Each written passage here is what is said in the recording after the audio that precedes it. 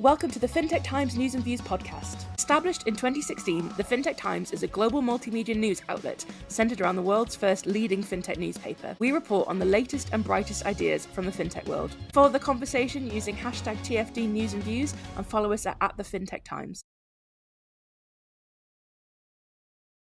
Hi, my name is Mark Walker. I'm the editorial director here at the FinTech Times, and we are at Abu Dhabi Finance Week on day 2. I'm going to start off by asking my interviewee to introduce himself to you, the audience. I'm Rico from Veen, co-founder and CEO at Semi-Liquid, and we just launched Programmable Credit Protocol. So that's the first bit is really interesting. Obviously, this is quite a new sort of couple of days for you. First launch of the website for Semi-Liquid. Maybe give us a little bit of a flavour of Semi-Liquid and the new credit protocol in a sort of layman's terms so people can understand it. So high level, institutions can request and receive bilateral credit without moving collateral out of custody. So normally you have counterparty risk to the lender. In this scenario, you lock your asset in your own custodian under certain triggers: liquidation price, repayment history, right? If you don't repay your loan, the custodian will send it out. So it solves counterparty risk for both parties, and it scales bilateral lending, which normally takes 6 weeks for a single loan. Yeah, and it's something obviously that traditional sort of financial markets have had access to, but it's kind of been lacking a little bit in the digital asset space. So it's kind of bringing even more usability to digital assets. So I think in TradFi they had tri-party agreements, right? But in TradFi specifically, it is really manual, and it takes already 6 weeks. Like, very expensive to set up bilateral loans between one another. What crypto enabled is that the tokenization of the asset makes the asset more mobile. So you can, if something breaks, you can send it immediately. There is no settlement drag or collateral drag. So the assets are mobile now. They can be settled instantly. Now the credit needs to be scalable as well. And that's what we provide. And obviously we're here in Abu Dhabi. Why Abu Dhabi? I really like the ADGM. I really like the proximity to and the approachability of the regulator. You can walk on one morning, you work from a hedge fund tower to the tower with the banks. You go for a cup of coffee with the regulator. Everyone is working alongside each other.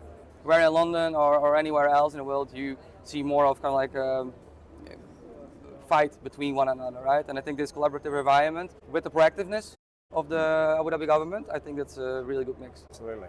And I guess, how has it been received by ADGM and the sort of here? So the ADGM is mostly risk-averse, but they are pro-innovation. How counterintuitive that sounds. So what they really like about it is that you make a use of regulated financial institutions. So everyone is regulated. You have the custodians, you have the banks, and they interact with one another. And assets are never leaving these environments, right? They stay put. And that's what they really like about it. And I guess, obviously, you had your event last night, which is very well attended. Is the real key for you being here is to try and get into understanding and people learning more about what's available and custodians, etc., and getting them onto the platform? Yeah, definitely. So I think because everyone wants to do something in the Middle East as well, right? You see other custodians coming here and everyone wants to collaborate here. I think it fosters more integration potential here than anywhere else, right? So the custodians, they learn about it, the asset managers, they want to increase utility for their assets, and everything comes together nicely here in ADGM. And I think you only just have to have a little look at the agenda for sort of some of the panels and that. Yeah. You've got Circle here, you've got Coinbase here, you've got Strategy here, you've got all the big players in the digital asset world here. That kind of seems to be therefore the logical place, which is why you've sort of started it. Yeah, definitely. And I think that it's only accelerating the move to the ADGM, right? So we also looked at other financial free zones in the UAE, but also across the world. And ADGM just stands out being this robust regulatory framework, this good branding. They branded themselves as kind of like the institutional way, and it's also what you see here. Right? And I guess obviously now thinking about the future, obviously, you know, we've launched here, things are going to come online next year. Give us a bit of a flavour of the timescales and the timeline that you're working on. So we are aiming to be fully live in March, so the end of Q1 next year, and we are working on 4 to 5 different custodian integrations. We have around 5 to 10 big balance sheet lenders that are willing to provide credit, and we have around 30 to 50 borrowers who are already signed up to the wait list.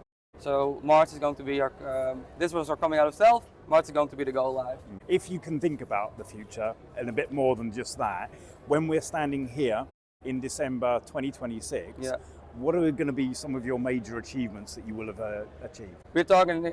Essentially we're targeting all the custodians, right? So we want to be the plumbing or the new rail for institutional credit. So we want to be in at least a couple dozens of custodians. I want to explain about our success on stage next year. Let's see if we can make that happen. Yeah. Thank you so much for joining me for the FinTech Time. Thank you very much.